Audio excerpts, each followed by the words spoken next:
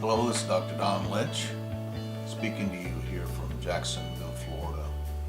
We'll talk more about the variation between seers and prophet as a leader in working with a company of prophets, identifying prophets as those who function in the prophetic office, we say. And we use this term office, I think, as a means of clarifying the difference between the fact that every spirit-filled believer can prophesy, and that Paul is asking all of us to desire to hear from God, speak for God, and yet understanding that not every person who is filled with the Holy Spirit is a prophet, and that prophets in the role of the five dynamics of spiritual leadership, or kingdom leadership. This prophet is a leader, and the function is a leadership function. And I think this is the clarity I wish to bring. What I've seen, three things I want to mention that I think help us identify the prophet. And it goes beyond the fact that a person can prophesy. It goes beyond the fact a person can hear a word and communicate that word to an individual in personal prophecy, to a ministry, or even in the sense of a nation.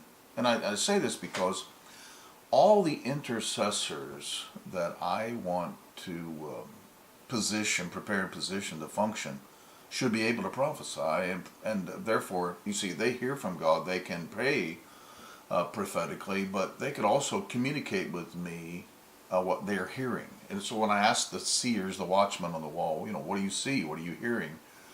They can communicate with me about something. And I can teach them to prophesy, so that they're not prophesying about, but they're prophesying an individual word. But they're not prophets. And in fact, the vast majority of the people who are prophesying personal words are not prophets, because they don't stand in the leadership role. So three fundamentals I think we might consider. Number one is that you will recognize, discern, if you're an apostle or a prophet, or someone mature with experience, and discerning prophets in a leadership role, you'll be able to recognize layers in the prophetic word that a prophet speaks. It won't have one dimension only. It will not have a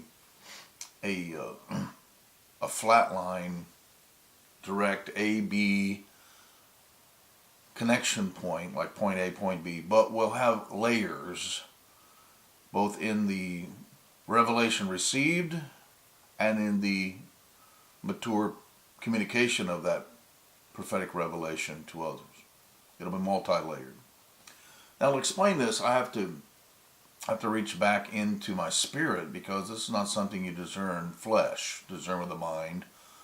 And even critical analysis is not going to reveal this to you. It's something discernible about the nature of the prophetic revelation that's being received. We often measure authentic or mature prophetic voices by their specificity. And if they can be specific, if they can give particulars, and in many times what we're missing there is that's really word of knowledge specifics. It's word of wisdom specifics. May not, it could be a charismatic gift function.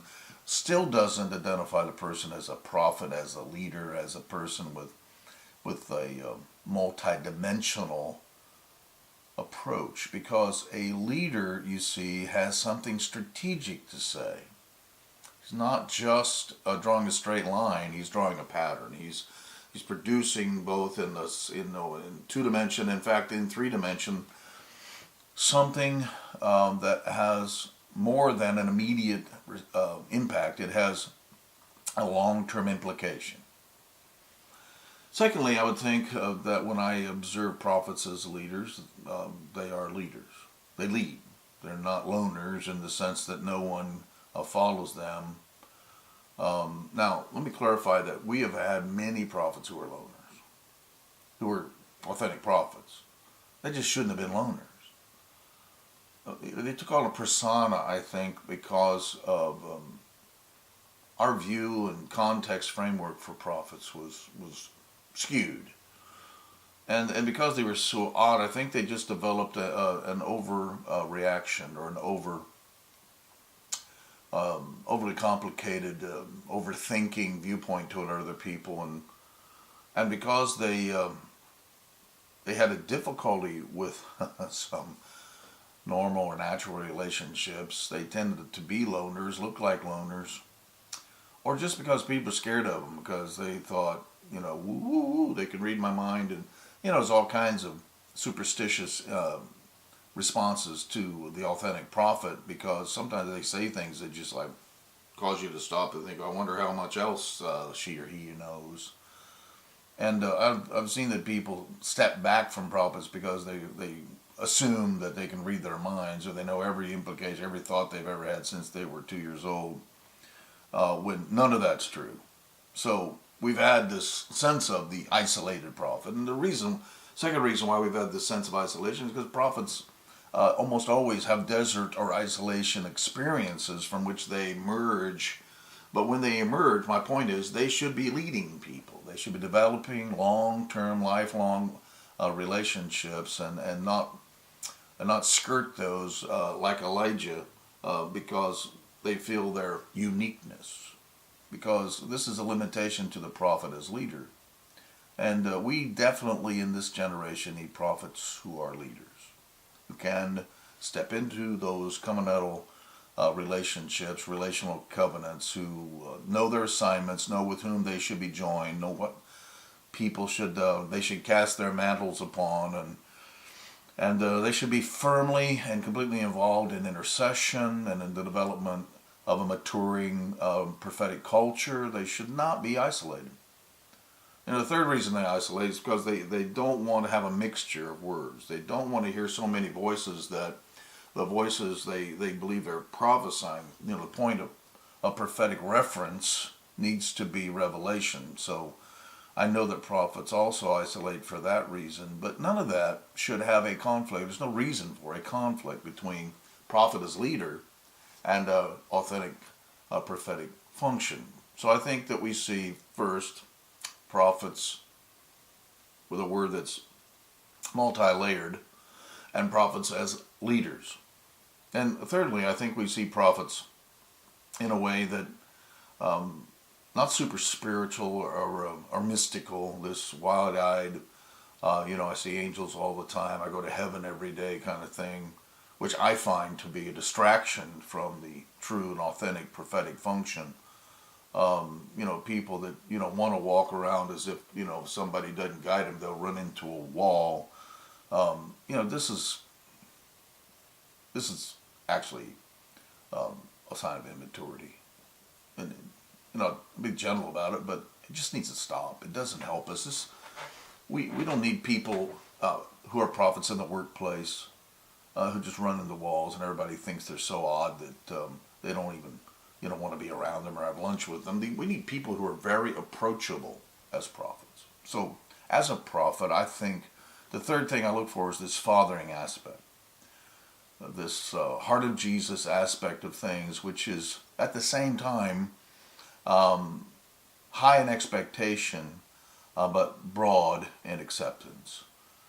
This roll your eyes sometimes, but you're laughing about it. This concept of I'm going to turn over some tables and I'm going to whack some people up the side of the head with a rope, but at the same time I'm going to have the tenderness of a father when I'm washing the feet of my followers. I'm going to have the servant's heart while I'm getting the cobwebs out of people's lives. I'm going to have a sense of approachableness even while I'm vomiting about lukewarmness. There's a uniqueness about prophets, and we can never lose that. But prophet is leader, prophet who functions with this multi-layered, three-dimensional, constructional revelation that has more than specifics, it has implications.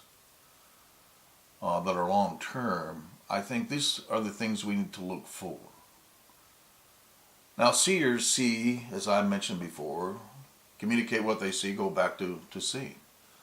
And a prophet has the responsibility to receive information, some of which will come from seers. And part of the reason why prophets have isolated is they just simply want to be seen as, I got this straight from Jesus, when in actuality, prophets should be those leaders involved in the process receiving information from several people who are involved in prophetic processing. In other words, prophets need to be linked with seers and watchmen, linked with intercessors, so that this information flow coming toward them is something they have a responsibility and authority to handle. Recently, a very powerful prophet had a dream with powerful implications, a multi-level prophetic dream for the church in the United States of America. And when I read it, I responded to him with there should be a council of apostles and prophets to receive this information and disseminate it in a way that that this dream and all of the implications of this dream are both interpreted, applied, and implemented. It shouldn't just be something we share with generally on Facebook because people don't know what to do with this. And it becomes more of another snapshot to be put into our scrapbooks rather than a revelation that should produce immediate action. An urgency should be created by the word of this prophet, and it's not happening as it should.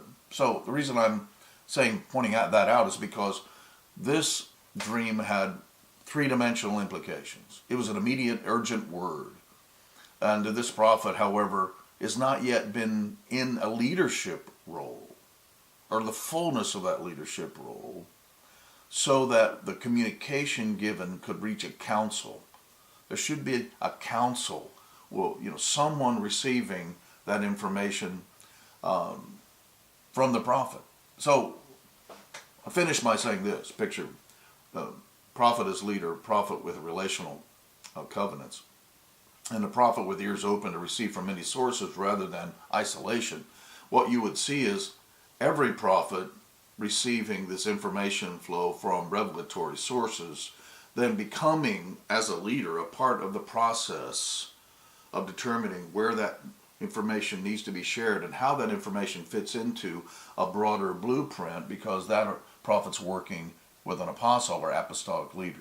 And then you should see a council at regional, national levels where prophets are hearing from other prophets, and companies of prophets are functioning together, and companies of prophets are able to bring the pieces of the puzzle together into a war room setting, into a fully architectural setting of blueprints and battle plans, so that can be communicated and disseminated back through prophets who then have leadership roles down to intercessors. We do not have this. We have attempted it. But our efforts in intercession networks, prayer networks, prophetic networks, apostolic networks, it hasn't produced that level of function. And part of it is because we're attempting to include in the process men and women who are not prophets, they're not leaders. And so the role of watchman, seer, and intercessor hasn't been properly defined in a functional way, what I call a working definition. We need this. We need this level of maturity, and we need it now and before 2020 worldwide. The apostolic and prophetic movements need to mature into a higher spiritual ecosystem, a higher spiritual matrix of function, so that by 2020 we have our spiritual eyesight completely functional, operational, and focused. This is Dr. Don Lynch, and I hope this discussion creates dialogue around the world for the betterment of the kingdom.